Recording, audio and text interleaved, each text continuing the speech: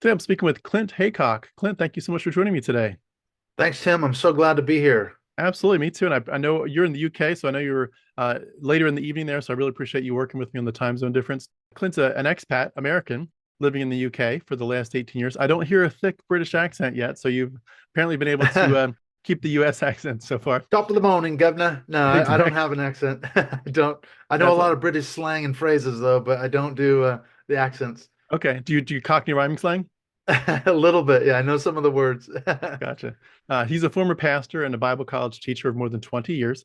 He's also a carpenter, just like Jesus, teacher and a furniture maker, podcaster, and author. He's also a YouTuber. I'll have the link beneath this video for his YouTube channel. It's called Dismantling Doctrine. He's also the author of a book, which we're going to talk about extensively today. It's called Not So Shiny, Not So Happy People.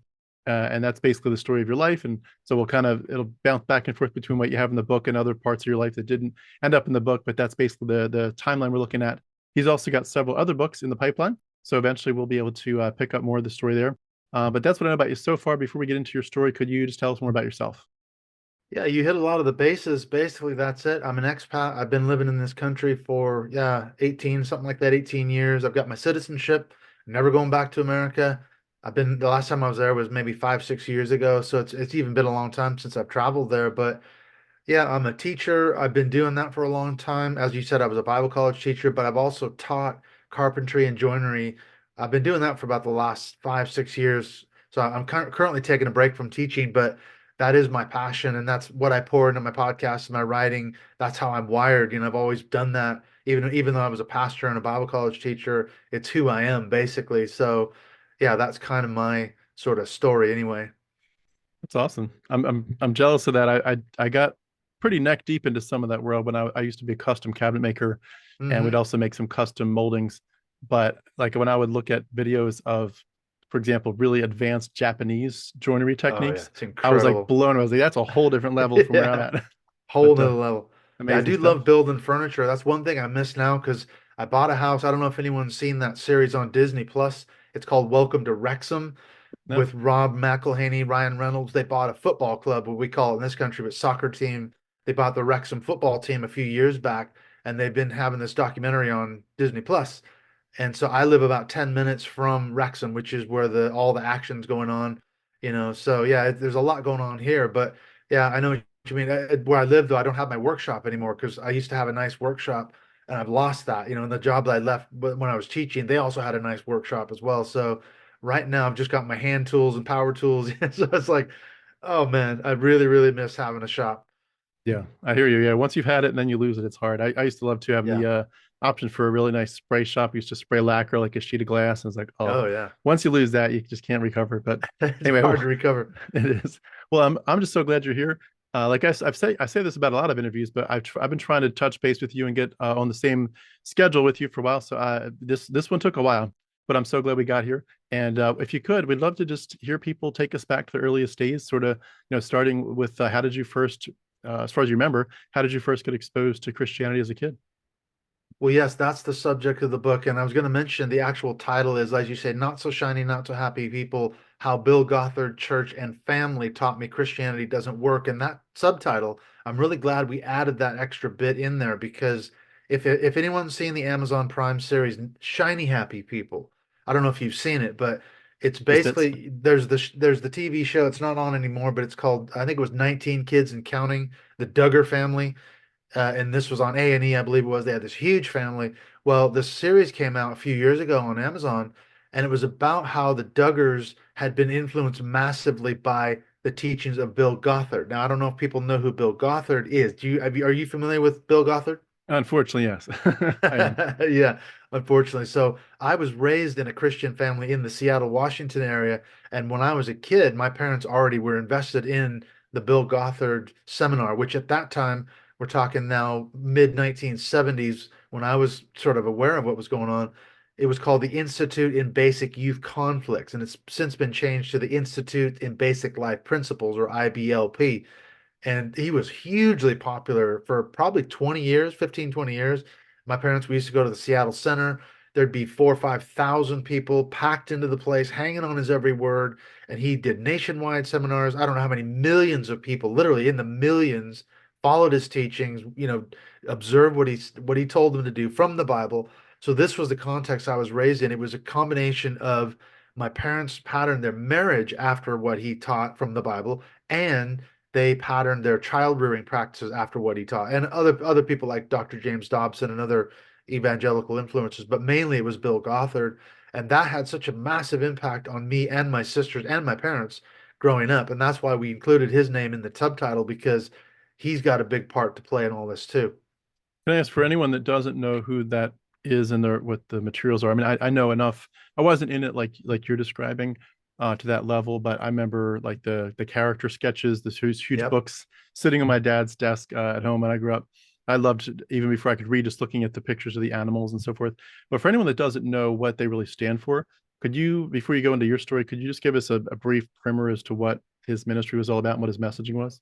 Yeah, so basically, from what I understand, Bill Gothard, he sort of started around about maybe the early mid 60s. He goes that far back, but he developed this principle of, like you say, these character traits. And I think he had seven and that was sort of his core thesis was that if you were to incorporate all seven of these quote unquote character traits into your life as a Christian, and they were all based on supposedly biblical principles, you would then be a successful, victorious Christian. And that was what the character sketchbooks. And I remember as a kid, because I've always loved to draw. I remember when I was in seventh grade, sixth or seventh grade, I was at a little Christian school, and we did an art contest, and I drew some of the pictures of the animals and they were incredible art. Whoever was the artist was absolutely amazing.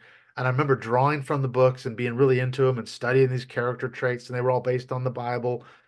So I think for Gothard, though, what gave him such a rise in popularity was he started around that sort of counterculture revolution, late 60s, early 70s. There was a lot of upheaval in American society, hippies and the Vietnam War protests, America's tearing itself apart. Along comes a guy who says, listen, we can solve these problems. We can help you have better families, better marriages, better children. You're going to be, that's counterculture in a sense. And so a lot of people, like my parents, flocked to Bill Gothard because he was peddling answers from the Bible. And of course, the irony is, if anyone knows the story, he was never married. He never had children. And yet here's this guy dispensing biblical quote unquote advice on child rearing and parenting. He himself never had children. He was never married. Nobody seemed to question that. It's like, well, how does he know how this thing is supposed to work? But since he was, quoting the Bible, he was the authority. The Bible scripture was the authority. People just bought into it. I remember going to his seminar when I was 13, and he was an amazing communicator, hanging on his every word. He was funny, he was engaging, he was charismatic, had everybody laughing, and great engaging stories. So he was really good at what he did. I'll give him that for sure. I remember hearing from other people over the years, some people who did raise alarm bells even long before there was these other scandals. But I remember one college professor in our pastoral department, he was talking about why he didn't like Bill Gothard, and at the time, it was still like when a lot of people did. Yeah. And he was saying that he had gone to a conference and had heard Bill Gothard tell the women that the reason for their menstrual cycle was to remind them of the blood of Christ every month. And he's like this pastoral What? teacher was like that alone was just like this is really weird. Yeah, red flags. Yeah, red flags there and some other stuff Yeah, I'm sure, but he it had a did lot definitely of seem like stuff. there was some like a lot of things that would have been very standard for Christian, like you would have heard it in any church, and then Yeah. other things that were a little bit different. But yeah, the context of it being so strictly about how to be a good parent and how to raise good kids when he hadn't done any of that. And there's also that question of like, if there's a man who's not married and he's in ministry, I think it's just this natural instinct of saying, well, are you above board or is there anything behind the scenes going on? And he did, Hmm. like a lot of these guys have a lot of these young 20-year-old secretaries coming in and coming out. And it's like, later the truth does come out, but it breaks my heart to think about some of these people that they're just good, honest people. They're just looking for help to raise good kids and struggling with the rebellion of youth. And they're getting into some really dark stuff without knowing it. And for a lot of them, Hmm. it seems very cultish. They just like whatever he Exactly. says, they'll buy it all. Yeah, I was gonna say if you've seen the series, I would encourage people to go watch Shiny Happy People if they've got Amazon because they lay the foundation for exactly what you just said. And the funny thing about the Gothard cult, I call it a cult as well. It was a strange cult because he wasn't. I never met him. My parents did meet him because they were part of what was called the host and hostess committee, which is sort of the volunteers that facilitated his seminars. So when he would come to Seattle, for example, the hosts and hostesses, they were the ones who would help people find their seats and make sure everything ran smoothly. My dad was actually the president of the host and hostess committee several times over the years, so they were heavily involved. I'm sure they met Bill Gothard, but most of us never met the guy. But he wasn't personally involved in people's homes. They call it like a cult without walls, because yet even though he wasn't personally there calling the shots, each family patterned their marriage and child rearing practices after his teachings, and so it was very destructive. But like you say, the scandals hit because even back as far as the mid 1980s, him and his brother Steve, well, his brother Steve Gothard was credibly accused of grooming and sexually abusing a number of women, and they had big headquarters outside of Chicago, I think it was. And he was credibly accused of doing that. They were abusing their privileges, flying on the jets that were owned by the ministry, and taking these trips off the books, as it were. And they had all these incredible facilities that were millions of dollars worth of campgrounds and all this kind of thing. And then, like you say, Bill Gothard himself was also credibly accused of grooming and sexually abusing a number of women.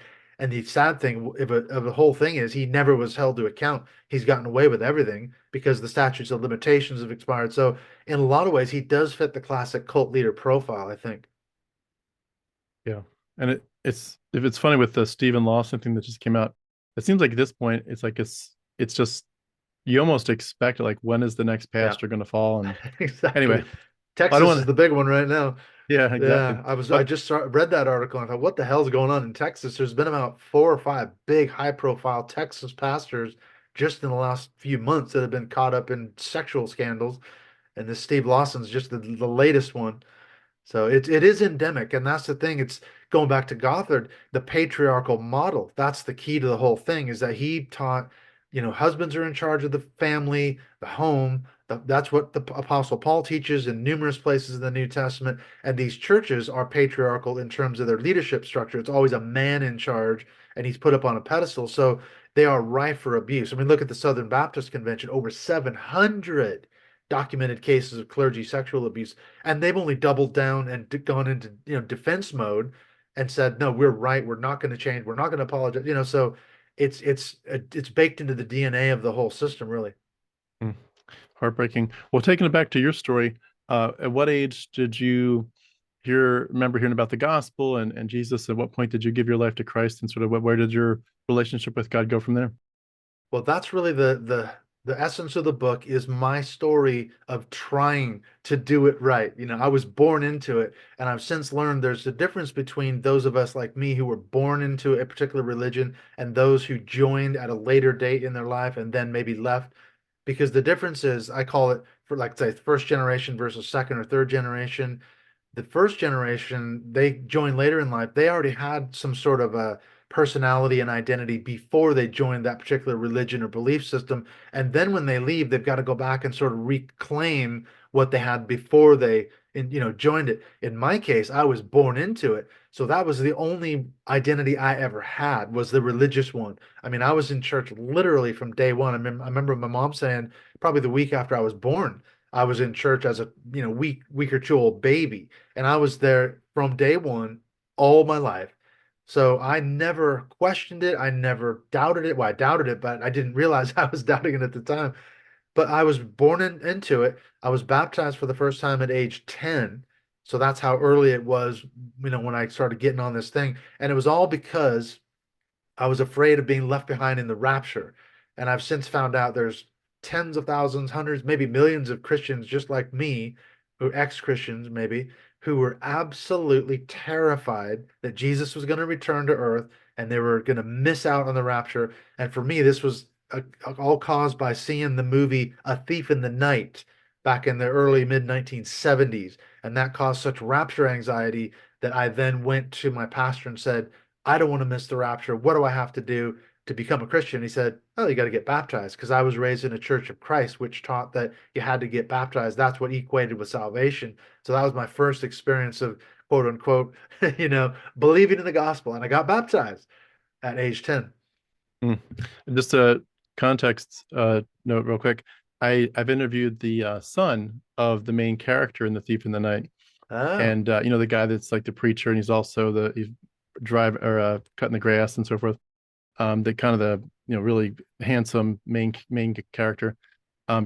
His son is deconverted since. It's real interesting to see that journey. How It's like ironic. how ironic, exactly. Yeah. Yeah, I did So a podcast a few years back where I basically deconstructed A Thief in the Night. I went back and researched it. I didn't talk to anybody who was involved in the film, but similar kind of journey. You think, man, let's go back and break this thing down, talk about the theology behind the movie, because of course that's one of the cultic sort of markers. Because throughout the book, whenever I come across something in my life as a kid that relates to cult psychology, cult tactics, I will say, okay, by the way, this is cult tactics, and this was how it was used on me. And one of the things was information control. I don't know if people are familiar with Dr. Stephen Hassan, the BITE model, but he talks about it's an acronym that stands for behavior, information, thought, and emotional control. And I was certainly a victim of information control because I was not given the access to other points of view theologically as a kid. Those were withheld from me. So when I saw A Thief in the Night, I just thought this is what the Bible teaches. This is reality. This is how it's going to be. And I was not privy to other points of view. So I never thought to question it because I didn't have that context to question it. So I just bought it all hook, line, and sinker. mm. Now, in terms of the actual gospel, the time when you accepted the gospel, um, could you just give a description of theologically what you were being told? Like, what is the actual gospel? What was the way that you understood that we would have peace with God? Yes, well, this is the question. I was taught what's called baptismal regeneration, and that is a theological term in the Church of Christ, which means you have to get baptized to be saved. Baptism is an integral part of salvation in the Church of Christ model. And not all Church of Christ are the same. I've since found that out, but our church taught that baptism was an integral part of your salvation. So, like I said, when I went to my pastor at 10 and said, I want to become a Christian, he didn't break down the classic gospel message like you and I probably would be familiar with. You need to believe in Jesus and repent of your sins and ask him into your heart, whatever, sinner's prayer and all that. His message was, you want to become a Christian, you need to get baptized. So I went along and got baptized at the age of 10. So this set me up for a series of failures because well, now I see it. Now I wasn't a Christian. That didn't mean anything. I was magical thinking. So for the next 3 years, I went along thinking, okay, I'm a Christian. Why am I failing so bad? How come I can't live that supposedly victorious Christian life? I'm not interested in reading my Bible. I don't seem to want to pray very much, but I felt really guilty and bad. All the bad stuff I was doing as a kid, I'm still struggling. Why isn't God helping me? So this set up a pattern that would repeat over and over and over throughout my life. So you could say, yes, I was the victim of bad theology, I guess, in that sense. It's interesting to hear that because yeah, that is so different because the typical gospel is just like you said, repent of your sins and believe that Jesus is your savior. And basically it's just that two sides. There's bad news and good news. Mm, yeah. You can't get yourself to heaven because of your sin issue, and God made a way through Jesus's death and resurrection on your behalf. If you accept it, you are covered. Um, I would definitely have labeled that when I was a Christian. Would have labeled that a sort of a works theology in a sense, like that. Mm, There's because the idea too of the baptism of the Holy Spirit, that is a question of, is it a physical baptism or is it as a spiritual one? Which mm. obviously now it's like who even cares? But back then it was a big deal, and Oh the yeah, it idea meant they were everything. the Christians I was with were very very concerned. I mean, hyper concerned to say you don't add anything to your salvation. It is Hmm. all of grace, all of God. Yeah, The only thing you contribute is the sin that makes it necessary, as they used to yeah, say. So anyway, what absolutely. once you did get saved and you really understood it, what was it like as a young child and even a teenager in terms of trying to live for the Lord and be pure and honoring to Him and make sure you were doing the things like going to church and worship and sharing the gospel? Like, what was that whole evolution like as your theology kind of became part of your practice? Yeah, that's it. I describe it in the book. I was in this Christian bubble.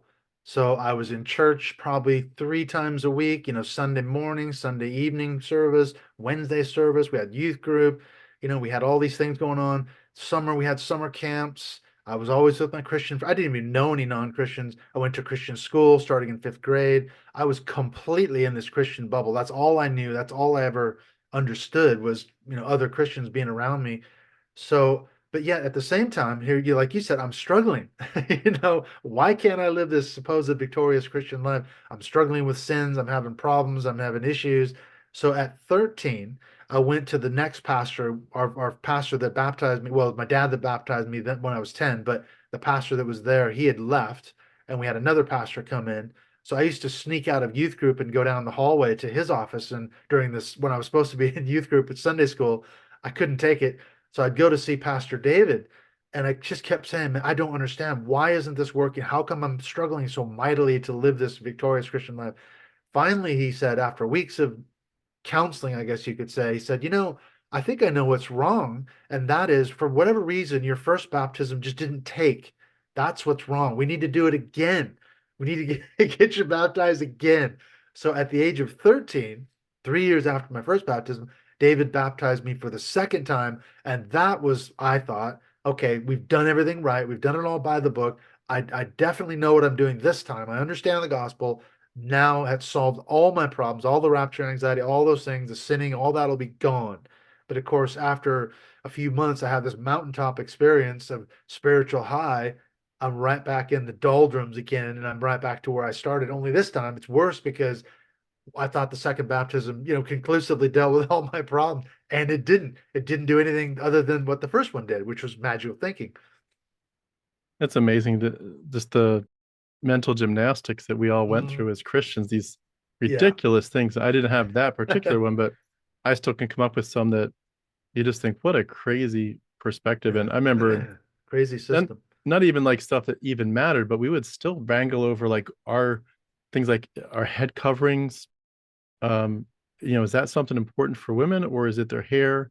Which one is it? If we were back in the time of Paul, was it okay according to Paul to eat meat Yeah. sacrificed to idols or not? Like he says in one passage, sure, don't do it, there's no, or why not, it's What's the just it's big just deal? meat.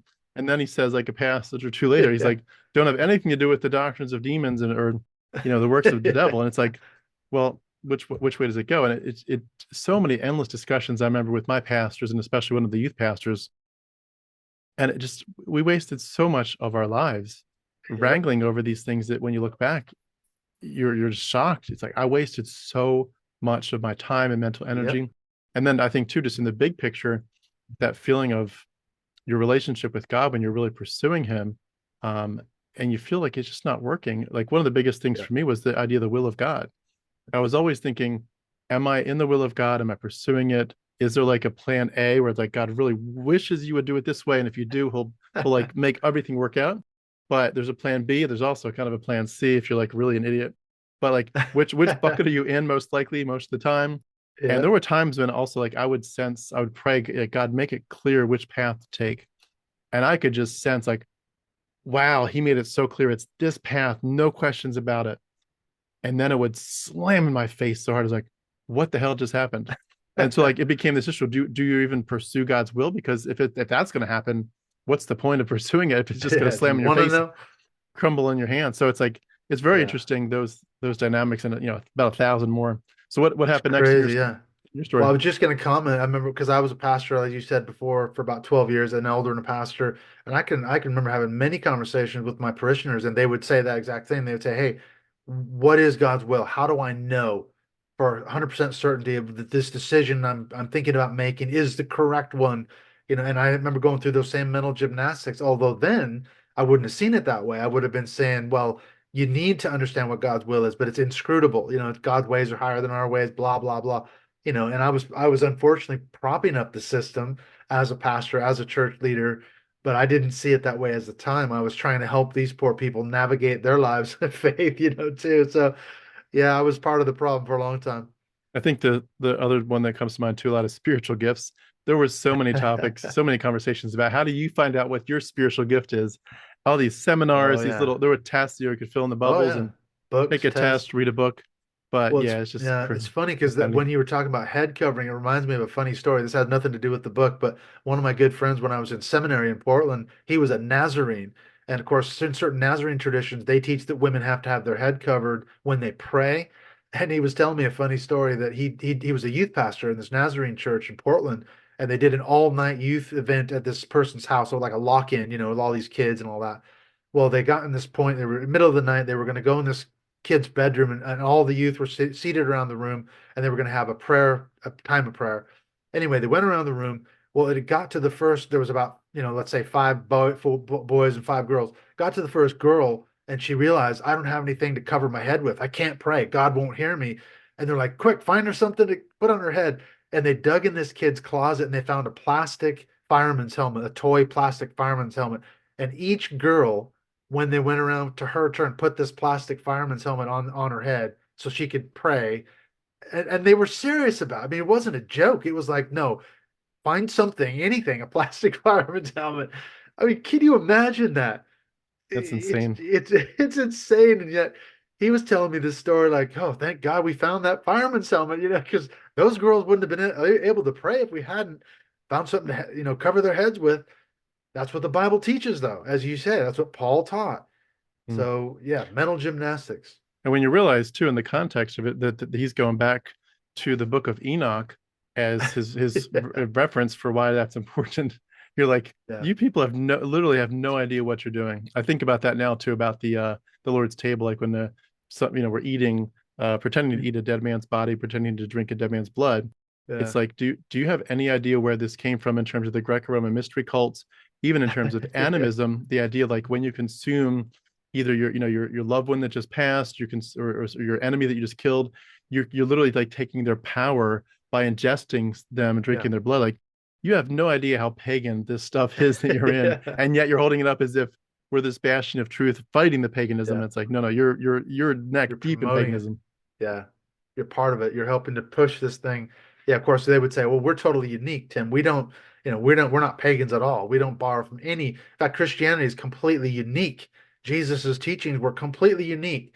Well, no, they weren't. He borrowed stuff from, and that gets into a whole nother thing. Are the gospels even historically reliable? All that. I mean, that's a whole nother can of worms. I'm sure you've had many conversations about that. Yeah, for sure. Well, can I ask what got you interested in becoming a pastor? Well, I would say, looking back on it now, it was out of a desire to help other Christians avoid some of the pitfalls and struggles that I had growing up.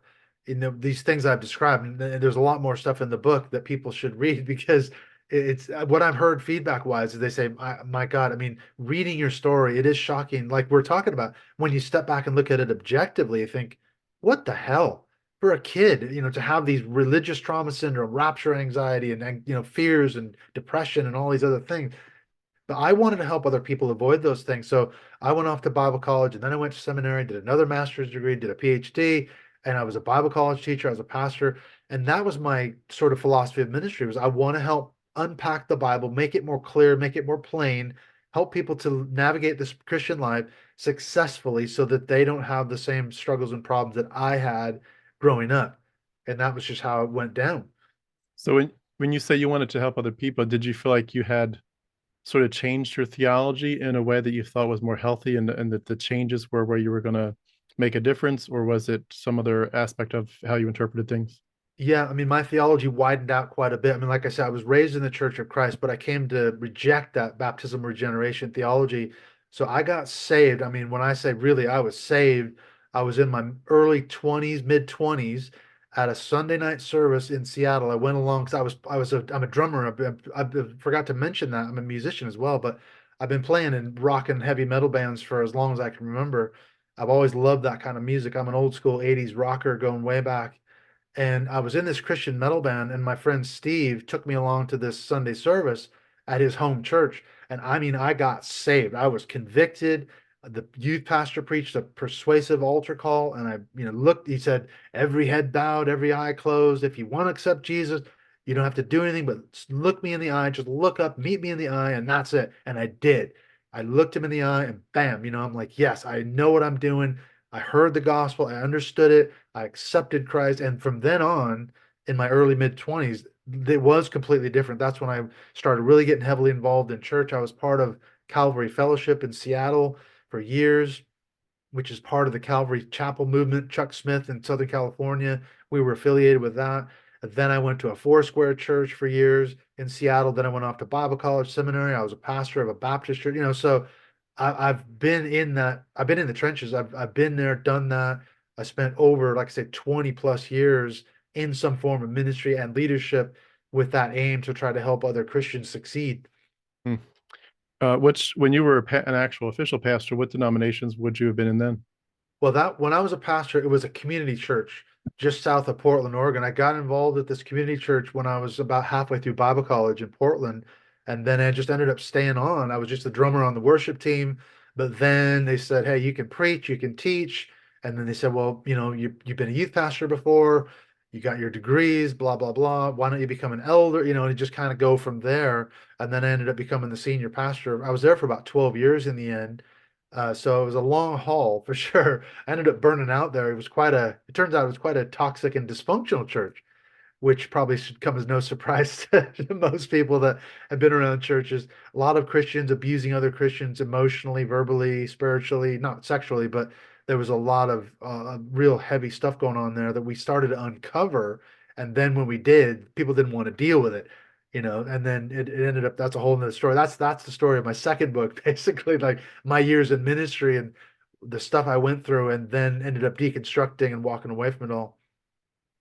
I'm just curious, when you looked at those issues and you're seeing people have basic human to human issues, Yeah. did it ever strike you the idea that, like, that question of is there really power in the gospel? Because that's pushed at us so hard that, Yep. that yes, in the flesh there's all these issues, but with the spirit and with the power of the word of God, it's a whole different ball game to, to repair bad marriages, to Hmm. help, rebellious kids to not want to rebel anymore, just whatever it is, that God's got such power. We used to hear it preach dunamis power, dynamite Yeah. power. It's Yeah. just life Dynamite. changing. And I think one of the things that strikes a lot of us is that we look back and think we saw so many profoundly broken people and Hmm. profoundly, ugly spirited people where you're just like, how can you be under the influence of the Bible and the gospel week after week and singing these songs, and yet you're some of the most ugly, cantankerous, self-centered people we've ever met? Yeah. Like, is there power in the gospel or not? And of course, the answer is Yep. always, well, just because an individual is living this way, that's their choice. That's not reflective of the actual inherent power of the word of God or the spirit.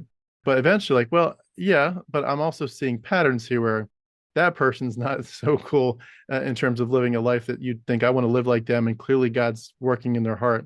And you're just like, okay, that person, that person. And eventually, like, I remember when I was doing my pastoral internship in my church, there was a huge push to say to the young men like myself, you need to be looking for mentors in the church. Look for older men, godly Yeah. men, Be rank discipled. yourself under them. Yeah, be discipled, meet with them, ask them, how do you have a successful marriage? How do you parent successfully? How do you lead the church Mhm. successfully?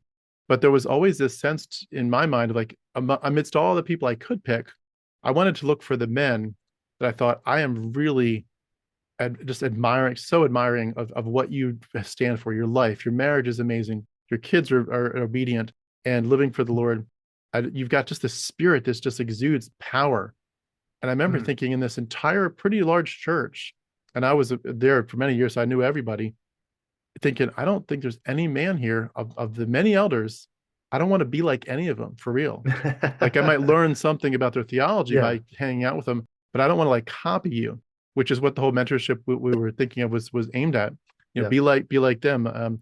So it really shook me up that I couldn't find really good mentors among all the men, and over the years that kind of snowballed into where's the power. Exactly. And that's really the core thesis of my book. And that's why we're so glad that we put that in the subtitle, that all these things taught me Christianity doesn't work. It doesn't work as advertised. All the promises that we were given that you just articulated so clearly don't actually work in the end. And yet, like Tim Sledge in his book, he talks about it's a spell. He's breaking the spell of Christian belief. We're raised in this thing. It's like we're under a spell. We're walking around like zombies. We're in this, it's like a cultic environment. We are not seeing it. And there's this cognitive dissonance. We're in this double bind situation. Like you said, it's impossible. And yet there's somehow we just keep going. For decades, we keep going. I remember, speaking of mentorship, when I was becoming an elder at this church in Portland, one of the things was they said, okay, you need to talk to the existing elders. There was three men, and find out what their spiritual disciplines are. And, like you said, pattern your own life after these godly men. And I went and talked to each one of them. And one of them told me, he said, yeah, I get up every morning. I spend, probably an hour reading my Bible, praying. I pray with my wife. I pray with my son every night, blah, blah, blah. And it was wonderful. And I walked away and I thought, wow, That is amazing. If you do that every day, it's incredible discipline. I thought that is something I could pattern my life at because I was always struggling with spiritual discipline. And then about a week later, he pulled me aside. He was actually a professor at the Bible college I was going to at the time. And he said, "Listen, I really need to speak with you. I've got something, I've got to unburden myself." I said, "Okay, what is it?" He said, "Well, all that stuff I told you about getting up every morning, it's not true. It's not true." He basically lied to me. He just straight up lied to me. He said, I'm not, I wish I could do that, but I don't. I do read my Bible once in a while and I pray with my wife, every so often, but I just, your question kind of put me on the spot and I wanted to come across looking real spiritual. So he just basically lied to me. It wasn't true. So I those were mean, like his aspirations, but not his actual reality. yeah. And here's an elder of the church just straight up lying to me. And then he felt so Wow. guilty about it for the next week that he lied to me that he finally came clean. I would have never known, but Mm. he couldn't live with his own guilty conscience. So, and then I found out as a pastor, like I say, I struggle with it myself, spiritual disciplines to live that victorious Christian life. Most of my parishioners did too. Like you said, I mean, I could tell you story after story, and I'm sure you've been in the trenches too, but how Christians treat each other shockingly badly. They treated me horribly as a pastor. I saw them do it to other people. Our church was full of abusive people. And I have to say, where's God in all that? If it's like you said, does it's supposed to be as advertised, these people should be the most godly, loving, forgiving, wonderful people, and yet they were some of the worst, horrible people I've ever been around. I don't miss being around Christians at all. I don't, not in the slightest. Mm. Yeah, it's amazing. I think one of the biggest joy joyful effects of deconversion is you begin to realize you're becoming a person of much more integrity and honesty, whether Ironically, whether it's about this topic or even just about the topics like where did the gospels come from, and do we know for sure who wrote them and are they really divine? Are we sure there's no issues, discrepancies in them? Just being yeah, more genuine and honest with everything on the table, and it's not like we yeah, can't still lie to each other, or lie to ourselves, but it just for many people, I think that experience is pretty profound. You just starting to feel like you're getting rid of more lies than ever, and you're bringing things into the light. And it's a true statement I've heard people say for years. When you bring things into the light, they lose their power, and it just feels like you're sort of living in this, oppressive storm cloud of darkness for so long. Can I ask what yeah. when you the actual title of your book, the first part, not so shiny, not so happy? Could you just reflect on that, like the sense that I know some people have watched the documentaries and so forth. Like, in what sense were people being encouraged to just sort of put on a facade, whether it was just about your basic walk with the Lord, or maybe even something as serious as like, you women need to want to have 20 kids, whether you really want them or not. Like, this is the way honor your husband, honor your God, honor the way God made your body. And so, people just basically putting on a facade on all kinds Mhm. of levels and saying there's no struggles, there's no issues, I'm just fine, praise the Lord. How did that come out both in your life and also in what you saw in other people? Yeah, that's a great question. And I would say, going back to what I talked about earlier, the where you talk about the cultic psychology, the cultic tactics. One of the books that really changed my life was Robert J. Lifton's Thought Reform and the Psychology of Totalism. And he has 8 markers of cults. And what he does, he goes through each of the 8 and he lists the psychological effects on the adherent of each one. And that was probably the most helpful aspect of it for me, because not only could I identify point by point where these tactics had been used on me as a kid and as an adult in terms of cult psychology, but I could also see how damaging it was to me psychologically and emotionally and spiritually, whatever. And one of the things he talks about is a concept called doubling. And what this is, if people aren't familiar with Lifton's concept of doubling, it's where you have 2 selves. One is your authentic self. The other is, let's say, for sake of argument, your religious self, like you talked about, the mask, the facade. That is doubling. There's 2 parallel selves running alongside each other. One's your true self, the other's your religious self. And I can see clearly now that when I was a kid, when I was an adult, I was in this process of doubling. My authentic self was being suppressed and pushed down in favor of the so-called religious self. And I always interpret it, what Paul talks about in the book of Romans. He says, that's your old man, that's your sinful nature. That should be suppressed in favor of your new self, which is in Christ, and that's where you gain victory. And so I thought, well, this is, I'm not suppressing my authentic self, I'm suppressing my sinful nature. But now I see that was terribly damaging. And in every respect, and I talk about this throughout the book, my parents' marriage, the way we put on a facade for the rest of the church, and what, but because compared to what was really going on at home, shocking abuses and things like that, horrific dysfunction, we were putting on the mask. And and like you say, so many Christians, they wear this mask and they have to. And that's the critical thing, is they cannot risk taking off the mask and being transparent, because if they do, they'll be judged, they'll be condemned, probably kicked out of the church, horrific things. But yet so many Christians are struggling with serious, serious problems and issues, and they cannot afford to be vulnerable. So they just suppress it and bury it and put on this shiny, happy mask. And that just does so much damage on so many levels. Now, did you get married as a Christian? Yeah, I did. I got married. I'm not married to her anymore. But we were married for about 30 years, so we stayed married a long time. But that marriage was all in the context of, I'm going to go off to Bible college. We're going to become ministers. That was the dream. I sold her on that vision. It was a Christian marriage, a Christian wedding in 1992. We got married at my parents' church. Our pastor married us. Wonderful, godly thing, blah, blah, blah, blah. So our whole marriage was then spent with me pursuing, ministry and in academics. It had a huge negative impact on my marriage, and it did eventually lead to the breakdown of my marriage, because when we sat down, I don't know, 4 or 5 years ago and said, "Look, are you happy? No. Are you happy? No. Why aren't we happy?" We have gone in such different direction. We are not even the same people that we were when we got married. We are both so different. We had both deconverted, walked away from Christianity. We had that in common. And it wasn't a nasty, ugly divorce. We just amicably said, hey, we just need to go our separate ways. And that's it. We just ended it. So it ended as good as it could be expected, I guess, for a divorce. But again, the whole context of getting married was all around Christianity and ministry, and God's going to bless this marriage, and Christ is at the center of it, and all that Christianese. It's amazing when you think about how many of us did that, and Hmm. in many ways, really, I think even repressed some of the natural ways that humans would analyze whether the other person really is a good partner. Like I remember at Bob Jones University, where I went for my freshman year, my one of my roommates there, he told me that he was looking for a wife specifically with the one criteria of, is she going to be a good ministry partner? In other words, he Hmm. was at that time looking to be a pastor, and so would she make a good pastor's wife? But if he shifted gears, became a missionary or chaplain or what have you, would she make a good wife and a ministry partner? And Yep.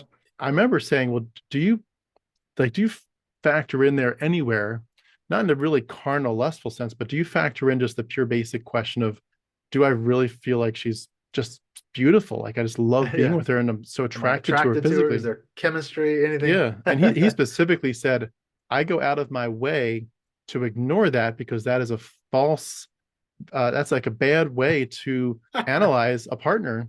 The best thing to analyze is she a good ministry partner? And I remember thinking to myself, Wow. someday you're going to accidentally spill the beans and say, I'm not actually attracted to you. I just want to basically be in this business Oh of man. gospel stuff with you. And at some point that like that crushing reality of I thought you thought I was the most beautiful girl in the world. And it's like, no, there's a million other girls more pretty than you, sweetheart, but you're a good ministry partner. So You that's ticked why I all the wanted to, boxes. yeah, it's crazy, Yeah, but and there's a flip side to it, because on the women's side, this reminds me of another story, and I didn't put this in the book. I maybe I should have, but one of my other sisters, I won't mention who it is, but she went off to Bible college, and her dream was to become that perfect pastor's wife, as you just described. So her dream, she wasn't interested in going to Bible college to study the Bible and become a theologian or anything like that. It's the best place, she reasoned, to find a good, godly man who's going to become a pastor, and I will be the perfect pastor's wife. She took singing lessons, she took piano lessons. I'm going to lead worship, I'm going to sing, I'm going to all these things that a pastor's wife is supposed to do. Now, when she was there, she was only there for about a year. She ended up meeting this guy who promised her all that stuff. They ended up sleeping together one time.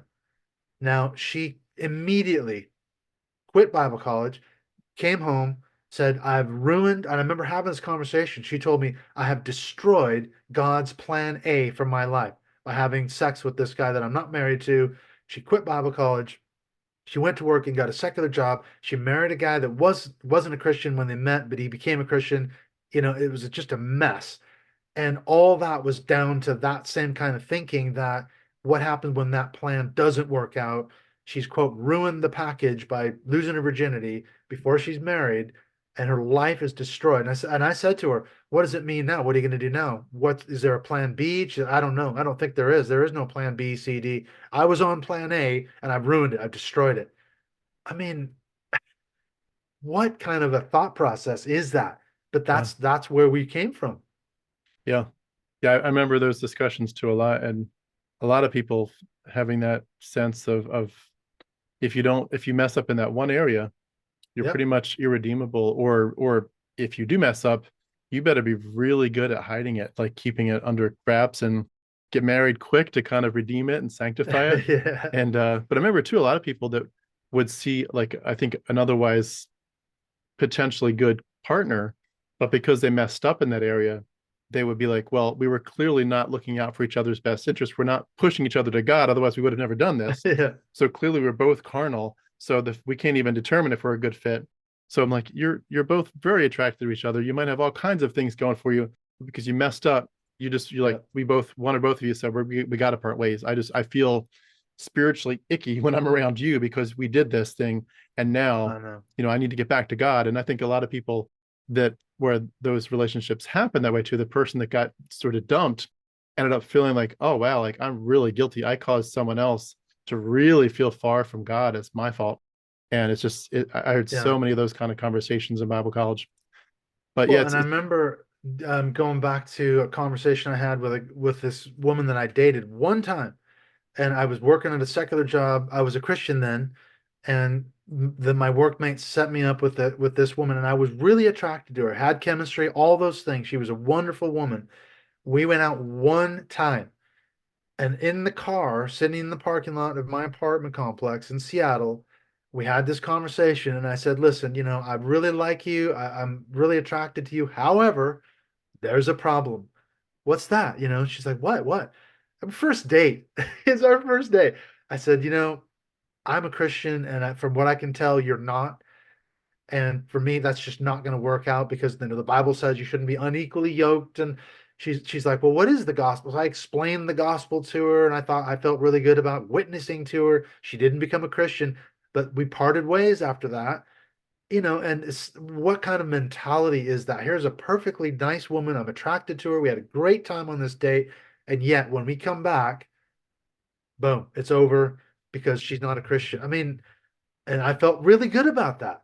That I had, held the line, and I hadn't, strayed into sin, and I hadn't pursued this unequal relationship and all this. How messed up is that? She could have been a wonderful, wonderful person that I could have stayed with. I don't know, but I denied myself that because of that same dynamic. So yeah, messed up. yeah. And it's interesting too, just one other thought to add to this, and we'll move on. Just the idea of the way that virginity was held up as this Oh yeah. clear indication of your spirituality and also your worth, and just the scarlet letter that comes if you mess it up. And that so many people I think got messed up, and even that whole middle ground where people like wouldn't go all the way, but they would go 90% of the way, and they would feel like they still messed up, and just Yeah. so much shame, and so much Yeah.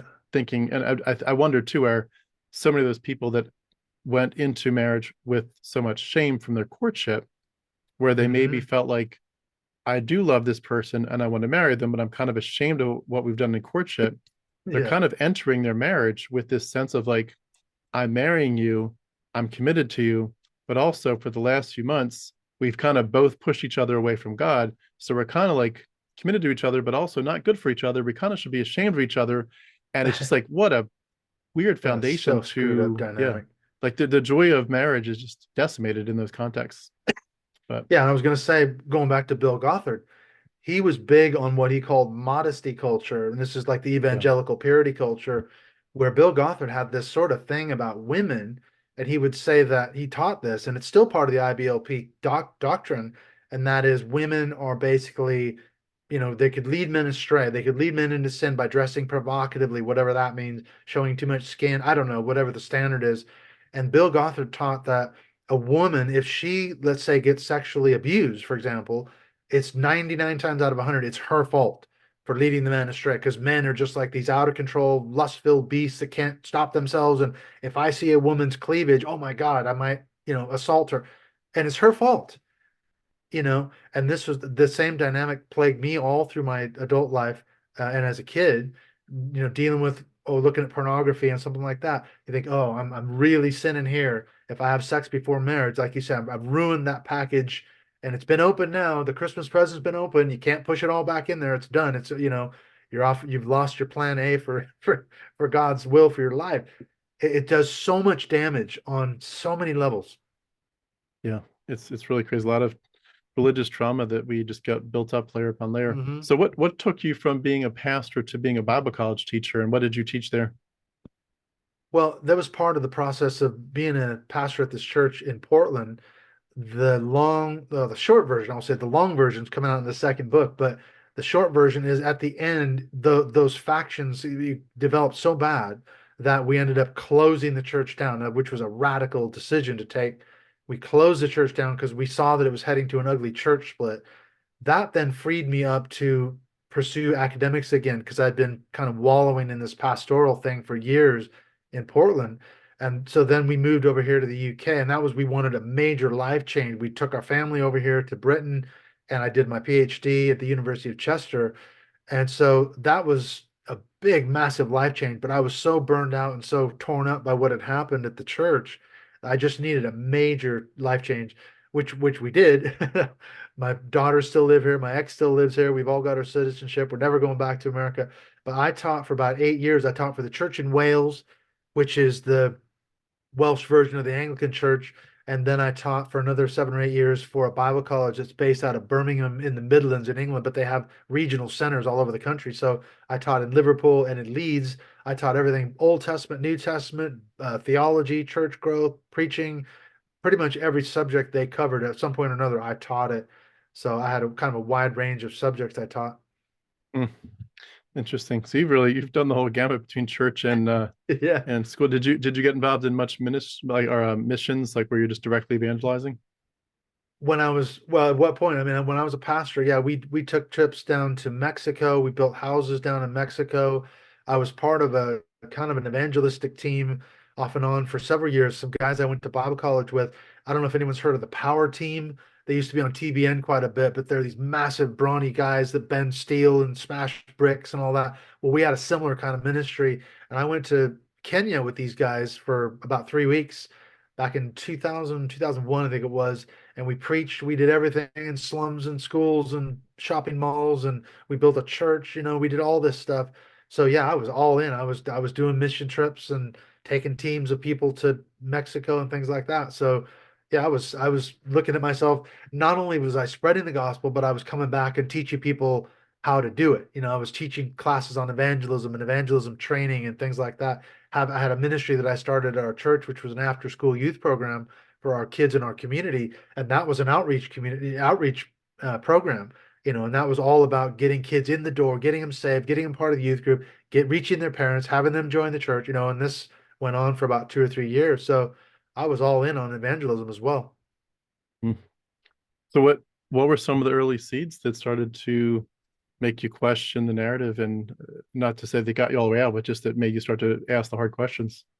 I see it now. It was ironically going to Bible college, although I wouldn't have seen it that way at the time. But I talk about this in the book. When I went to Bible college, of course, you're there. It is a very conservative Bible college, a fundamentalist school almost. So we were very limited in some of our perspectives, but we were obviously encouraged. We were writing papers and academic articles and reading a lot of commentaries and books and theological books for different classes. And that's when my horizon started to expand. I'm like, wait a minute, there are more traditions than the one I was raised to believe was true. So that started me questioning, wait a minute, questioning the baptismal regeneration and questioning things like that, thinking there's a lot of other traditions that are totally, totally different than what I was raised to believe. So that kind of started me off. But when I was a pastor, I got into progressive Christian authors. I started reading Rob Bell, Brian McLaren, Donald Miller, Father Richard Rohr, and that was a real process of starting to jettison some of my fundamentalist beliefs and thinking, okay, I need to widen this thing out even more and get rid of a lot of stuff that I've been carrying that I thought was so dear to me. And I see it now. That was a huge helpful part of my deconstruction because I didn't realize it at the time. I was jettisoning those pieces. And eventually I got to the point where there was nothing left to jettison. It's like, oh, I've gotten rid of everything.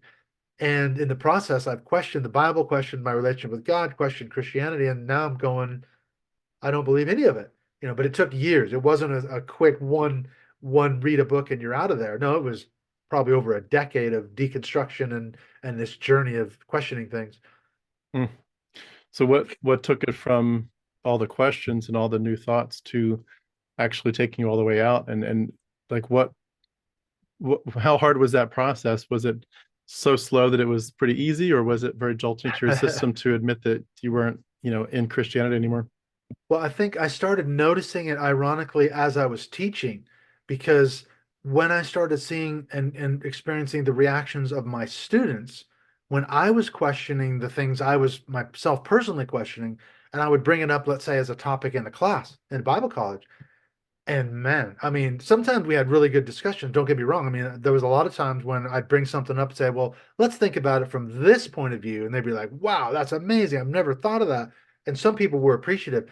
But I remember one time I was up in Leeds and all my students, they were from Africa. They were from Eritrea, Ethiopia, Zimbabwe, places like that.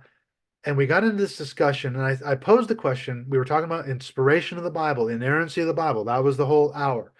And I said, okay, you tell me what percent of, say, so the Bible was written by humans, clearly, yes, they were involved in some process, but clearly you think God was involved as well. Yes, absolutely.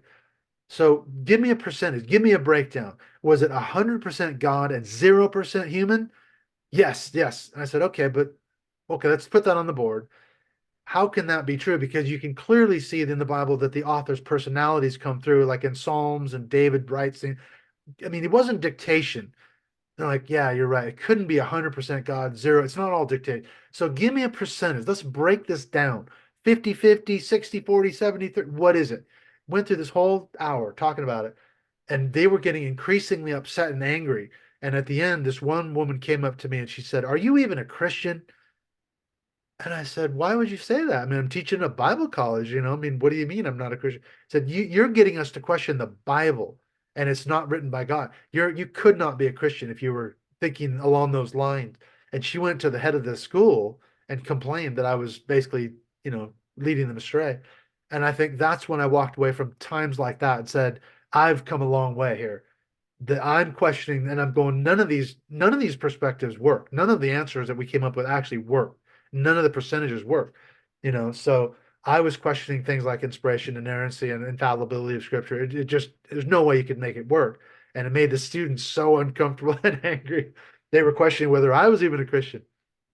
Just curious, how did the administrator respond to that? Did they reprimand you? Were they okay with it? Well, I remember having a conversation with the guy who was the head of that center in Leeds, and he said, "I understand there's been, there was some questions about what you were teaching today." And so we just went through it, and I said, I didn't tell them the Bible was false. I just said I just wanted them to tell me. I wanted to expand their views and push their horizon a little bit. And so he was actually okay with that. He said, "Yeah, I can see where they would be upset about that." But then it was ironically that was my last semester because a couple of weeks after that I was at the Leeds Center. It was just toward the end of December, and I was finishing my last class, and I said to this guy, I said, what am I teaching next term? Because I always got the next assignment of classes, for January. And he said, "Oh, didn't you get the email?" I said, "What email?" He said, "Oh, you're not coming back next year." What? So what they call in this country, they made me redundant, which is like being laid off. But it wasn't personal. It wasn't about that class. It was the fact that they had massively overspent their budget and they cut most of us teachers loose, but they failed to notify us. I didn't even know that within a Wow, couple of weeks I'd lost my job. I could tell you story after story of how shocking this Bible college treated its staff, but that was just another example of how Christians treat each other so badly. I lost my job and didn't even know it. that's So crazy. in retrospect though, they did me a favor because I was increasingly struggling trying to teach this stuff and not being able to reconcile it myself. So actually them cutting me loose was probably the best thing that ever happened to me. Hmm. Can I ask, when you started to come to those places and you're asking hard questions, but you're not out yet. You're just asking harder and harder questions. Not the students and effectively like strangers, but did you have inner circle people like your loved ones, your family, maybe pastors or people you went to were involved in church with ministry, people that you'd call your inner circle? Were you free to talk to them about this, or were you finding yourself ostracized by these people? Did you feel threatened? Like if I know a lot of people like I'm not even going to test the waters because if I speak up, I already just know this is going to blow up in my face. I'm just going to keep this Yeah. real deep and quiet. Like, what was that like for you? Well, luckily, aside from the teaching of the Bible college, I wasn't in any position where I was beholden to, a staff or something like that. I wasn't on staff at a church. I was just a lay person at the church we went to in Chester, which I was increasingly having problems with that as well. I was sneaking out during the during the service and escaping halfway through. I was playing American football, which we call it in this country, but football. I was playing for a local team, and so I was saying to the elders, "Well, I'm evangelizing my teammates, so and practice starts at 12 o'clock, and I've got to leave the service early." So they let me go, but I was seeing that as a means of escape as well. So I was lucky in that sense. But yeah, I had several close friends who were also on this deconstruction journey, and Oh we well. used to go out and have a pint in a pub and chew up these things. So luckily for me, I was in a safe place, and yeah, I had a couple of conversations with people around the Bible college, but luckily it was a strange setup because we were only they didn't even call us teachers. They said we were facilitators. So they gave us the notes ahead of time, and we had to read through the notes and teach what the note said to the student. We just had to facilitate a discussion. So it was a very strict parameter. It was really a bizarre setup. And so you couldn't stray too far. You had to be careful to navigate that line to get your content across every session. So yeah, it was a strange thing. But yeah, I did have some really good people around me. And my ex-wife, we had a lot of discussions because we'd lived through all that. We'd done the pastor thing, pastor, elders, wife, youth pastors. So we'd been in the wars together and we were deconstructing around the same time. So we had years and years of conversations about this stuff. Wow, it's crazy. Didn't know what was the final few weeks or months like. What actually got you out all the way, and where did you land with things? Where are you with all the deep questions of atheism and the afterlife? Yeah, I think I live as a practical atheist. I mean, I don't believe there is a God. I don't believe that God is actively involved like I used to as a Christian. Ironically, I was doing my doctoral work. I studied the book of Ezekiel because I was an Old Testament scholar. I did Hebrew and all that, and I wrote a dissertation on the book of Ezekiel. And I was having real problems with the quote unquote God of the Bible. And that was one of the big pieces of my deconstruction that I could not square the way God acts in the book of Ezekiel. If that's, let's say that's an accurate narration, that's a whole nother story. But the God of the Bible, the character of the God of the Bible, I should say, he's just another character in the narrative. But I thought, I cannot in good conscience serve a God like that treats his own people like that treats Ezekiel. I mean, Ezekiel, if you read the book of Ezekiel, he's the most faithful prophet you've ever heard of. He's in exile, he's in Babylon, he's trying to get through to his fellow exiles there with the message that God lays on him. And God has him do the most ridiculous, stupid, and crazy things that are insulting and degrading and humiliating. At one point in the book of Ezekiel, God comes to Ezekiel and says, "Okay, I'm going to kill your wife tomorrow. However, you're not going to be allowed to mourn for her because you're going to be an object lesson to your fellow exiles. That when I judge them, they're not going to be able to mourn." God kills his wife, and he's not even allowed to shed a tear for her. And he's done nothing wrong. Ezekiel's been a faithful prophet this whole time. What the hell? I mean, what kind of a deity is that? And I could go to church on a Sunday and sing, "Oh, I love this God. I worship this God. I adore this God." The one that killed Ezekiel's wife, the one that commanded his people to commit genocide? No, no way. I could not, in good conscience, serve, love, and obey that God anymore. Hmm. Yeah, those are exactly the things that started my journey Mm. out. I was singing with my kids the song "Joshua Fought the Battle of Jericho." You know that one? And the walls came a tumbling down. Yep. And just it was the How many song people itself got isn't. killed? Yeah, I mean the song itself is kind of somewhat benign if you don't know the full story, but from a kid's perspective, but just knowing it from an adult's perspective, thinking I at some point have to fill in the gaps as to what happened next. again, that Yeah. genocide and all the other stuff and the atrocities, and thinking it was the first time ever I thought to myself, I really don't like the idea of having to instill in my kids the idea that genocide is in some cases not just commendable, but necessary and a good thing. Yeah. The And it was the righteous first, thing. yeah, righteous Holy thing. war. I mean, God's the definition of right and holy and justice. So you can't say, oh, that's not a just thing. Yeah. So I had the mental hoops that I was jumping through to say, hey, if God says he has to slaughter somebody, he's got a good reason for it. And yada yada, just all those things you say, especially as a Calvinist. But when it came down to it, there was something inside of me that was cringing, and the cognitive dissonance got put on blast in my mind, and it was Yeah. like you have two choices here. You either stay, firmly in your belief and your worldview and your theology, and you eventually teach your kids this stuff, you pass it on, or you look at the issue, the fact that what is it about you in your head that says I can't do this to my kids, I can't teach them this stuff. Yeah. And that was a hard journey for me. And eventually I got to a point where I was struggling with the idea of, like, when you evangelize, you're basically saying to everybody, look, I want you to come to Jesus, not just because it's true and you need it, but I can personally testify it's the best life ever. He will bring you joy Yeah. and peace and happiness that passes all understanding. And I was in so much angst that I was saying to myself, Tim, you may not have the opportunity to evangelize necessarily today or tomorrow, but you can't do it anyway, because they're going to ask you, they're going to interrogate you. What is your life like as a Christian? What is God doing in your life? Hmm. Is he really transforming you in a beautiful way? And I would have to say, if that conversation could have occurred, I was admitting to myself, I would have had to say, this doesn't work. I'm asking you to come experience the joy of the Lord, but I don't have it. And as Yeah. soon as I said that to myself, I was like, you can't proselytize until you figure this out. And a couple of years later, you just sitting at a computer, at the computer, thinking through it, and just all the whole thing just crumbled. But going back to your story, what were the final days or weeks like? Like, was there a specific moment that you just said I'm out, or was it just like a slow process? Well, it's funny because yeah, it was. I always say it was a death of a thousand cuts. It was a years long process of questioning, questioning, slowly moving toward this conclusion.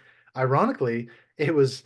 I do say to people the final straw of not wanting to be associated as a Christian anymore was the 2015, 2016 Trump election and then presidency, where when I saw the amount of evangelicals in America supporting Trump and worshiping him and just excusing all of his shocking behavior when the Access Hollywood tape came out.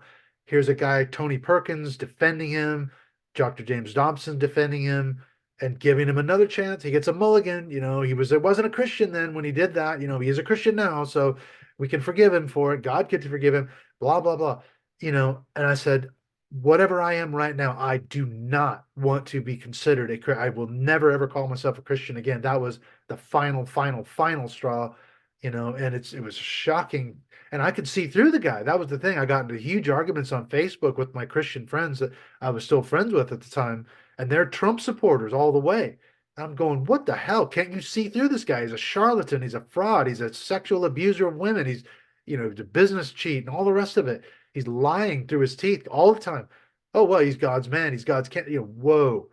That was a whole nother thing. So that was when I finally and fully said, I don't know what I am, but I am not a Christian. I don't want to be considered a Christian ever, ever, ever again. I'm out 100% for sure.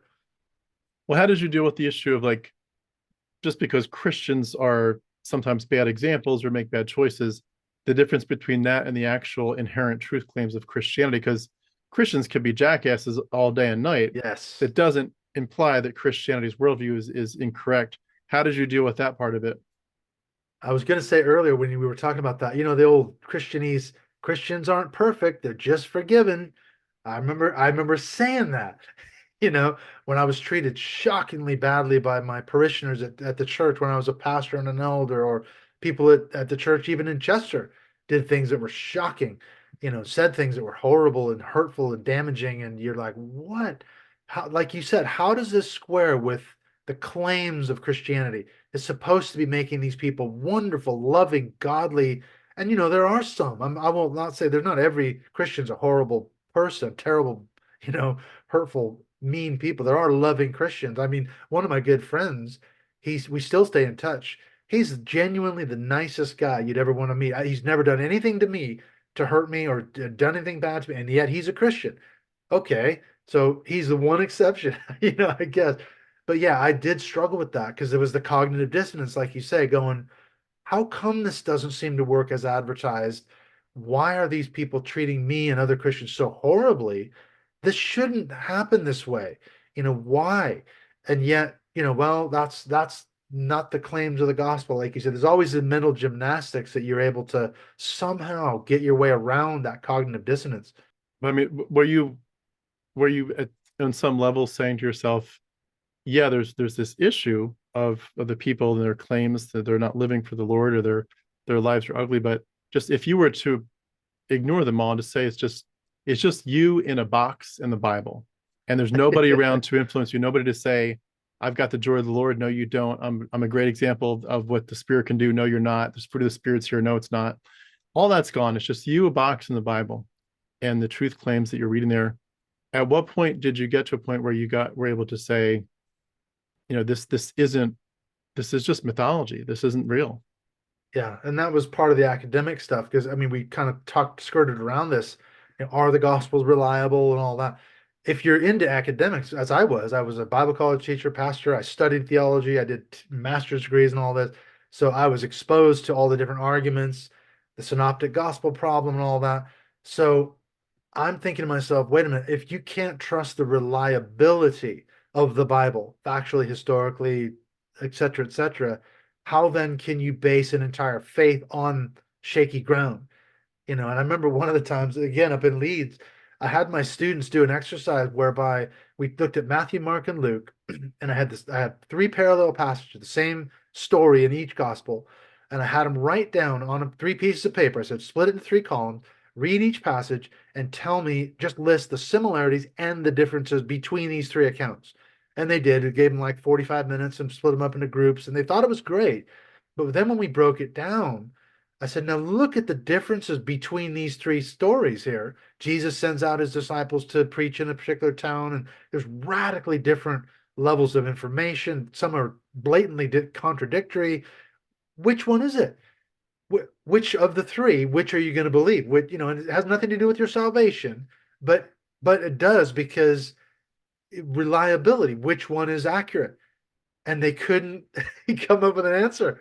And they ended up saying, well, probably Mark, because he was probably the first gospel and the other two copied from him. But what explains the differences and why are they different? Why don't they read the same? And why don't they include the same details?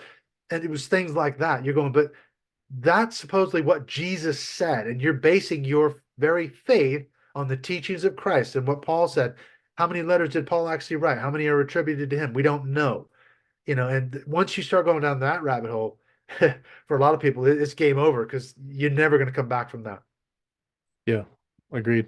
Yeah, that was definitely my path to slightly different, but that vicinity. My issue, I would say, was very heavily centered on the question of the Greco-Roman mystery cults, and just the ways Yeah. that you were just, the more that you dig into it, you just see it everywhere that this looks like they're copying from other motifs. Yeah.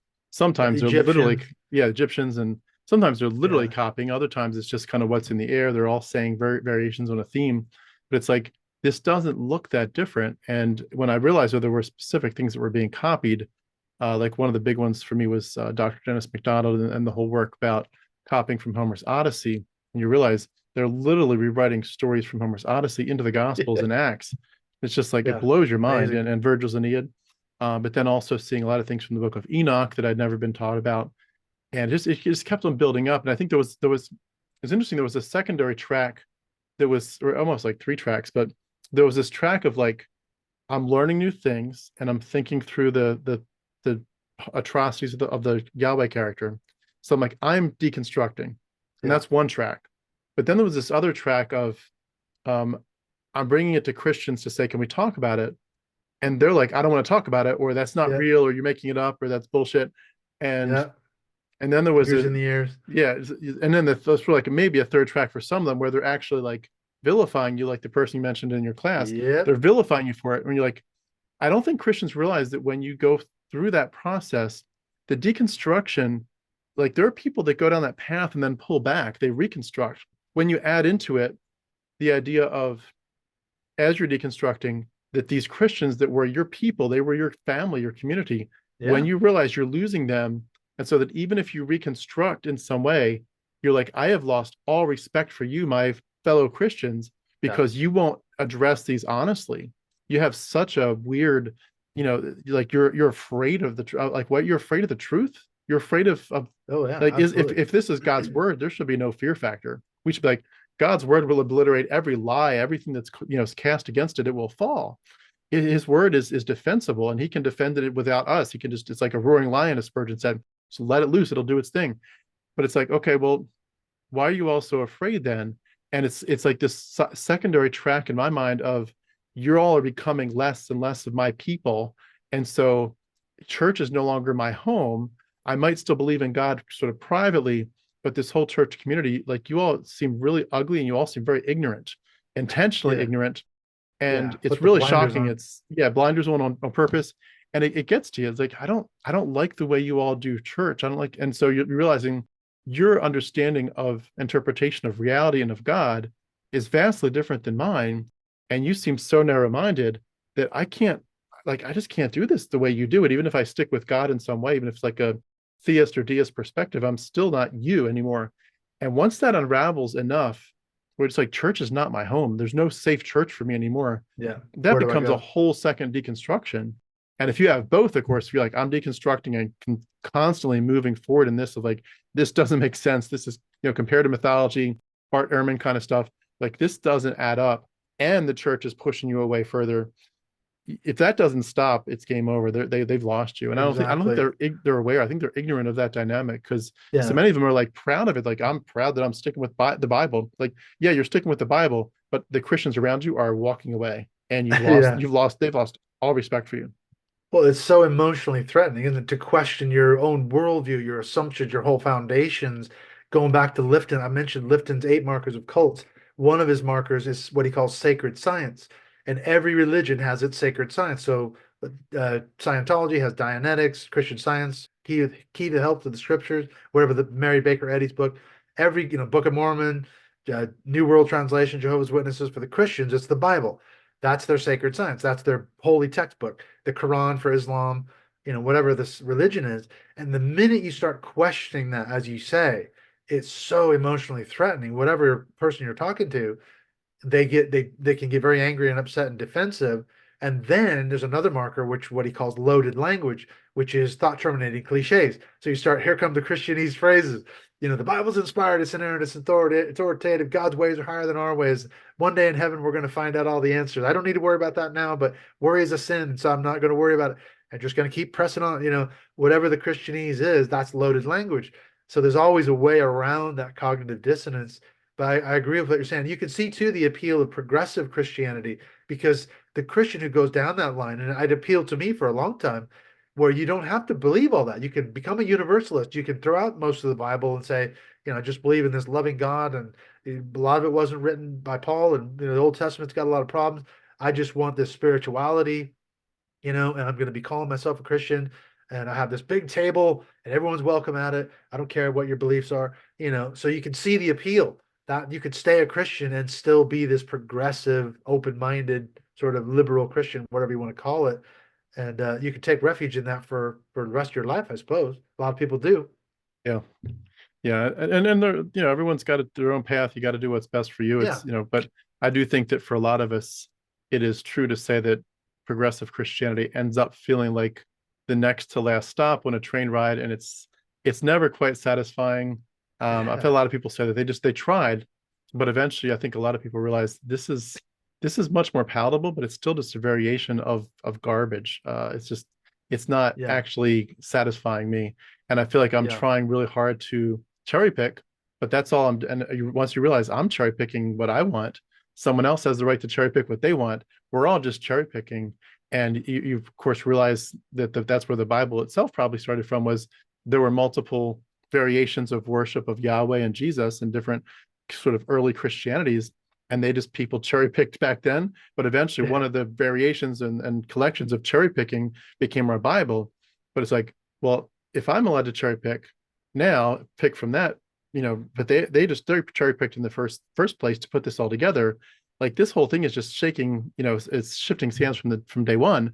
For me, for example, realizing that there weren't four gospels, there were more like 60 and arguably maybe hundreds of them, and we don't know who wrote for sure any of them. It's like, Hmm. yeah, this it doesn't add up. It just doesn't. And And they I didn't, think yeah, they you didn't get to make a the point, cut. yeah, you get to a point where you just I can't defend this. That to me was a big thing. It's like I cannot defend this anymore. I Yeah, don't it's want to defend it. indefensible. Yeah, Yeah. I talked to Keith Giles. I don't know if you've come across his work, but he wrote a book called The Quantum Gospel or Quantum Sayings of Jesus, and it's about Yeah. the Gospel of Enoch, the Gospel of Thomas. And we had this really good conversation about exactly that, which books made it into the canon and which books didn't, and why didn't they make it in? And some books were suspect. Martin Luther didn't like the book of James. He wanted to throw it into the fire and all this, because it's a works-based gospel. So what about that? Exactly what you're saying. It is indefensible. You find that that version of Christianity became the quote unquote orthodox one, and they ruthlessly stamped out the versions that didn't square with whatever they believed. And a lot of it had to do with the church becoming in bed with the state of Rome, Constantine, solidifying their political power, much as what we see in America today, unfortunately, with Christian nationalism. We've seen this story before, haven't we? We'll just put it to bed with the state, and that's it. We're going to get dominion, and that's what we're all about. Yeah, agreed. Well, what it sounds like with your journey being sort of very slow and a long process, you probably had a chance along the way to heal from a lot of the traumatic messages that you heard over the years. But did you feel like when you finally admitted, like, I'm definitely fully out, there's no way that this is a true worldview, an accurate worldview. Once you got to that point and you looked back, were there any things that you felt like you had to unwind in terms of things like original sin and the worm theology or shame and guilt? Like, was there anything at all that you it had to process either by yourself or in counseling or anything? Probably, well, two things. One was letting go of the doctrine of hell, which I've talked to lots and lots of people. Apparently, that's one of the hardest and final things to let go of, because the implication is if we're wrong, Tim, about all this, we're going to hell. There's no question about it now, we are going to hell. I say to my girlfriend when she does something bad, I say, "Oh, you're going to hell for sure." She said, "Well, you're already there. You're going for sure." But it's true, isn't it? If we're wrong, we're going to hell. So that's a scary one. That's hard to give up. And you got to work through that. The other thing is all the religious trauma syndrome and triggering was a big one. And I worked through that. I got therapy, I got counseling, and I've worked through that. I've talked to so many people that are cult experts, psychologists, psychiatrists, sociologists on my podcast. And that's helped me process through reading books like Lifton and Yanya Lalich and books about cults, Stephen Hassan. Education is one of the critical pieces that you can do for yourself when you're reconstructing. And I always tell people the reason that is, like my example with Hassan and Lifton, is you can then point to those various things that were done to you, and you can say, okay, that's what they did to me, and here was the result of it psychologically, emotionally, spiritually, and now I've got something I can identify, I can name, and that's empowering. That's hugely empowering when you can say, I know what they did to me, and I can work on that now. I can identify that, and I need help with that. So I'm triggered when I hear a worship song. Why am I triggered? What's that about? Well, that was because, as Lifton would say, that was mystical manipulation. That was what he calls milieu control. When you go into a church service, you're not just entering a building to hear some song. Oh, no, no. It's all carefully staged and choreographed to take you on an emotional and spiritual journey. And we were caught up in that, and we were believing that we were experiencing God and the Holy Spirit in those moments of profound worship. No, it wasn't. It was mystical manipulation and milieu control. When you can name those things and go, right, so that's why I feel so triggered when I hear that song, because it's taking me back to a time and a place when I believed it all was true, and I'm pissed off about it now. It's bullshit, and it screwed me over, and I spent all my life worshiping God and serving and spending all this money and going to Bible college and seminary. You got to deal with all those things, and that's where you need to educate yourself and maybe get therapy. Yeah, for sure. Hmm. Well, I would love to hear sort of a final word, if you could, to just talk to the person that's going through the hardest parts of this, because when you go through it slowly, you have a lot of time, of course, to process it and think through what's happening and where am I. You kind of reground yourself a little bit slowly.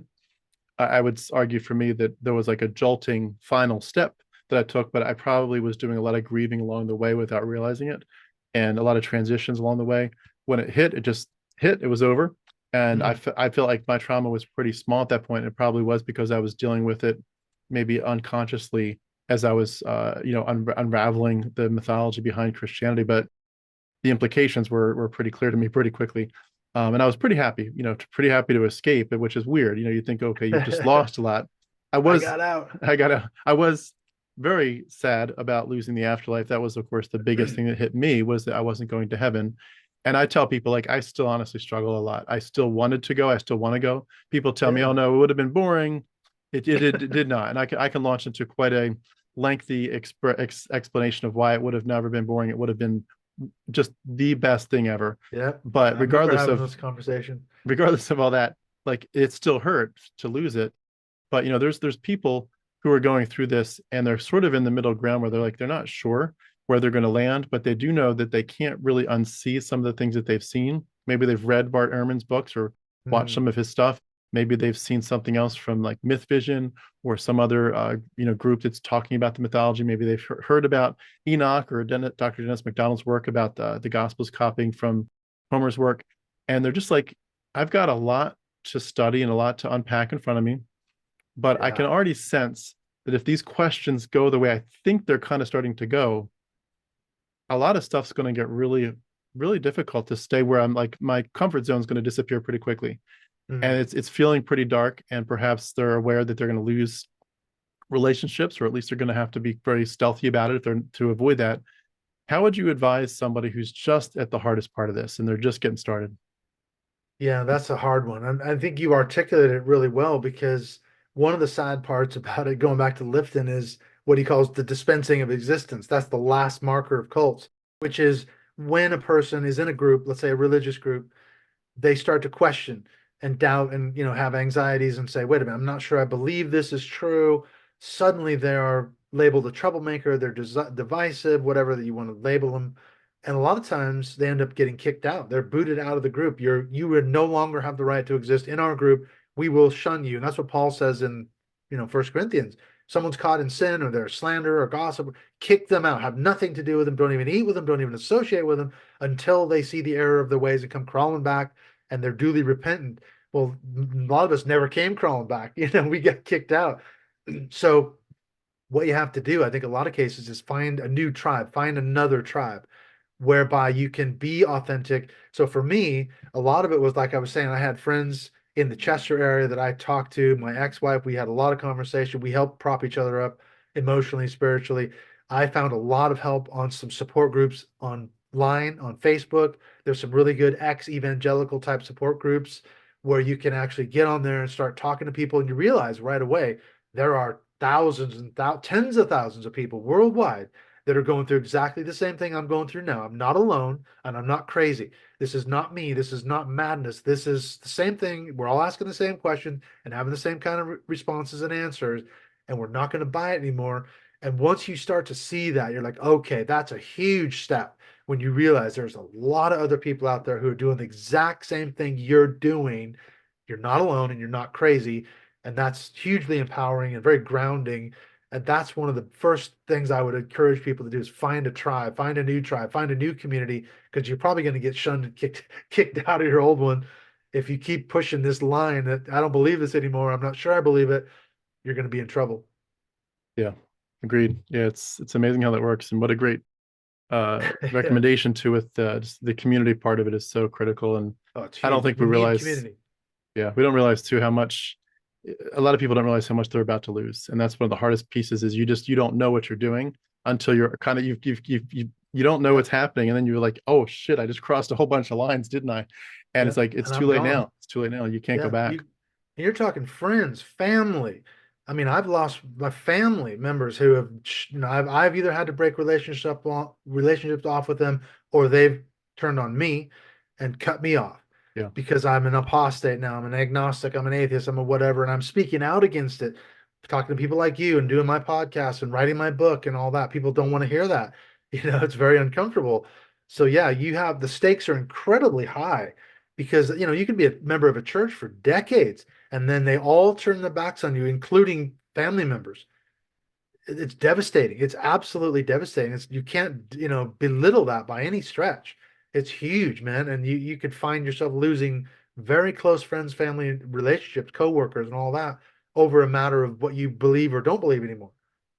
Yeah, it's true. It's very, very sad to think about. Very sad. Yeah. Well, if you could send us off with a final word, if you want to talk about your book or talk about your next book or something else, but give us a final word here, and we'll call it a night. Well, I would say, going back to my book, I know we've had a really good wide-ranging discussion. I really enjoyed it, but people, the response, the feedback that I'm getting is someone said, I thought this was a Christian book. For 90% of the book, you talk about all your struggles and all that. If you'd ended the book saying, wow, your third baptism, everything clicked, everything fell into place, and look at the wonderful, victorious Christian life, it would have been great. It would have been a great story. But at the end, you abandoned it all. You walked away from it all. And I wrote the book. It's not a screed against Christianity. It's actually, and I talk about, I served God, I prayed, I worshiped, I did all these things. And I talk as a Christian because that's what I was. I'm not passing judgment on it. And unless you read the story, you find out you're just walking in my footsteps. And so you identify with the character of the person that I am and was, so it's very inoffensive in that sense. It's not a harsh book, a screed against an angry atheist against Christianity. And I think that's kind of where it is a powerful book in that sense that it's disarming. You'll find and I encourage Christians to read it. I really do, because they'll say, yeah, I identify with 100% of everything you're saying here. They might not agree with the ending, and there's a lot of stuff that happens in between, but they can't say, no, you were never a Christian. That's one of the biggest reasons why I wrote the book, is to disprove that charge, to say, oh, you were never a Christian to begin with. People like you and me, Tim, we were never saved. Well, that makes a hollow mockery of all of our decades of dedicated service to God, to the church, to ministry, to academics, and all that. No way can you say we were not Christian. So I think, it's a good book. I'm really proud of it. I'm working on my second book, which hopefully will come out next year. So we will see. It's all about my time in ministry and how I ended up deconstructing and walking away from it all. Mm, I love it. Love it. Great stuff. And yeah, just if I could add one thought to that, I think it really is fascinating how they really do think that a lot of us weren't saved. And I understand why they would say it. So in some ways you just have to chuckle and be like, I know why you say that. But when you look at your own heart, like it. And I think one of the biggest things to me that I reflect on is just what was the deepest desire of your heart for so long. And if I was to Mm, look back at that time frame, and when I say time frame, I'm talking about 40 years, but for sure the last 30, because the first 10 I'm like building up my theology, my understanding. But the last 30 years that I was a Christian, of the 40 I was, you just think the biggest desires of your heart were constantly to say, like, to say, God, I want to be useful to you. Like, use me, mm, spend my life in your service. I want to be a clean vessel. I want to be a holy vessel. I want to be a useful vessel. I don't want to be living in Laodicea. I want to be on fire for you. I don't want to be lukewarm. I want to be, number one, passionate about just knowing you, understanding the gloriousness of the gospel of what you've done to rescue me from sin and for myself, mm, and to the glories of heaven to come in the kingdom. The deepest desire of my heart is to see your face and to be like you.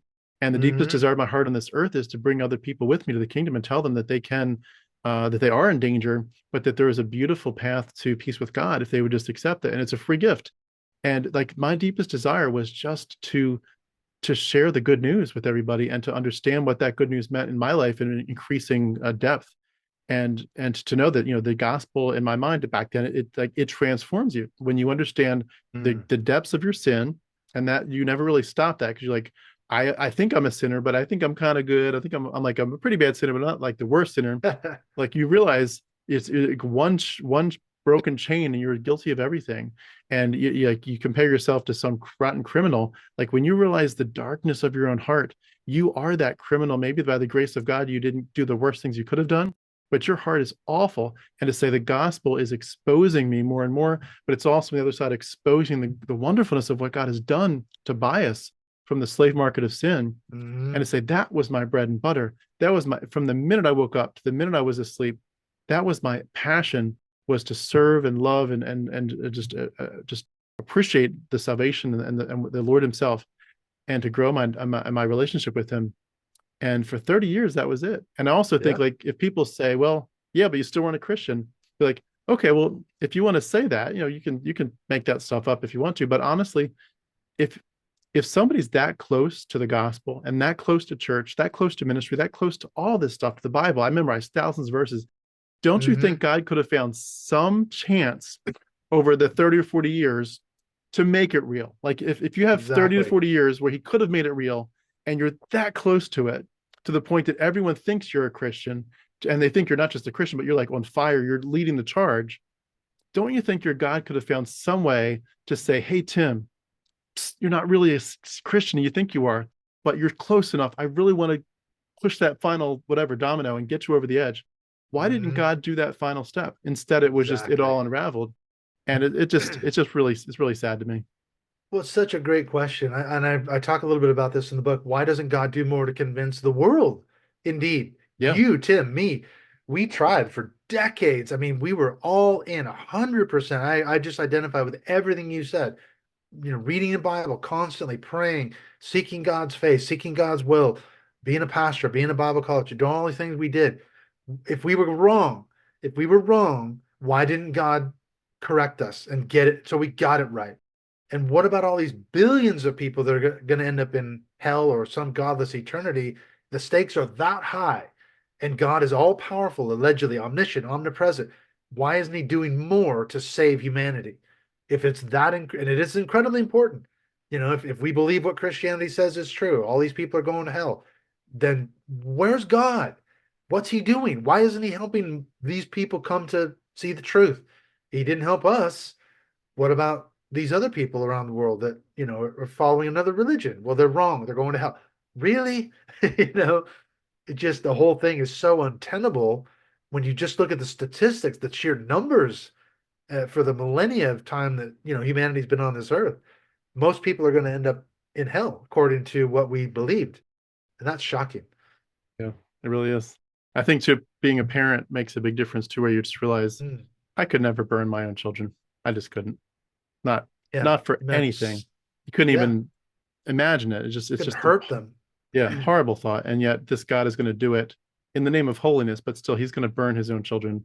And even Yeah. if you were to go another variation or route like annihilation or whatever, it's still a version of intense judgment on your own children. I Yeah. mean, yeah, it's just Your it's creation. sick. Children, I think children kind of redeem us. I like to say that Jesus used to be my savior, but my kids became my savior because they literally like I didn't think a lot of these thoughts until they came along. And I had to Yeah. think to myself, am I willing to push past this along? That Yeah. was the Could I first do thing. this? Yeah, I could not in good conscience do that to my own girls. No way. Yeah, consign them to even if it was annihilation, or eternal torture and punishment because they didn't believe the right things or something like that. It's just really all because they had the wrong belief system. They got into liberal theology and they're not Christians, so they're going to hell. I mean, or the worst one, the parable of the sheep and the goats. They don't even know they're going to hell until it's still too late. Yeah. The wheat and the tares. Should we tear up the tares, these fake looking wheat plants along? No, no, leave it till the final judgment, and then we'll separate everybody out. The tares can go in the fire. The wheat gets to go to heaven. What kind of a theology is that? There's a lot of people out there apparently that are like acting Christians, but they're not, and they're not going to know until it's too late, according to what Jesus taught in the Gospels. Yeah. And then That's messed up. when you think too, just there's I'll say this in wrap up. There's those passages where Jesus almost doesn't want people to get rescued, where he's like, "Don't go to those people because Yeah, if you don't do, tell they're anybody. lest their eyes be open and they be saved." And God talks in the Old Testament about how he specifically sends a deceiving spirit so that people won't Yeah, believe, or he hardens Pharaoh's spiritually heart, blind. so Pharaoh will stay hardened. And it's like this is really some sick stuff. But I It think at is. the end of the day, the beautiful thing is, of course, once even though they can't see it, they can't see what reality is. There are enough of us that the voices are growing. It's becoming a bit of a tsunami, and I think it's going to get harder Oh and yeah. harder for people to ignore the reality that our world is changing, and they can be bucking, doubling down and digging in their heels, or they can say, you know what, let me be respectful enough and respect someone else's autonomy enough to say, maybe their story is worth listening to. Why did you deconvert? And did you have good Mm. reasons, or did you just want to sin?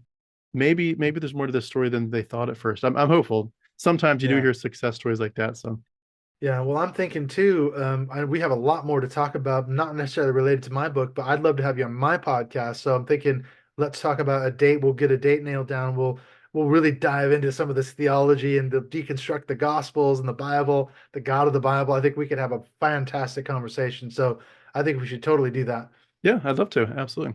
Well, I'll wrap up then today by just again, I'm hoping everyone will go and number one, check out Clint's YouTube channel. Again, it's called Dismantling Doctrine. I'll have the link beneath this video. Please do go like and subscribe and check out the great work that he's doing there. And also, I'll have the link for his Amazon page for the book. Again, Not So Shiny, Not So Happy People. And eventually there'll be more books there coming up when he gets those across the finish line. But please do check all of his great work out. And Clint, thank you so much. Great to hear your story. Great to get to know you. I really appreciate your openness and honesty. And big picture, I'm so glad you escaped, but I'm so glad that you're able to have a platform and help other people do the same thing. So let's definitely do it again sometime soon, and appreciate your time today. Thanks, Tim. Let's do it again. We'll have you on my show. I'll return the favor. Thank you so much. Absolutely. Thanks, Clint.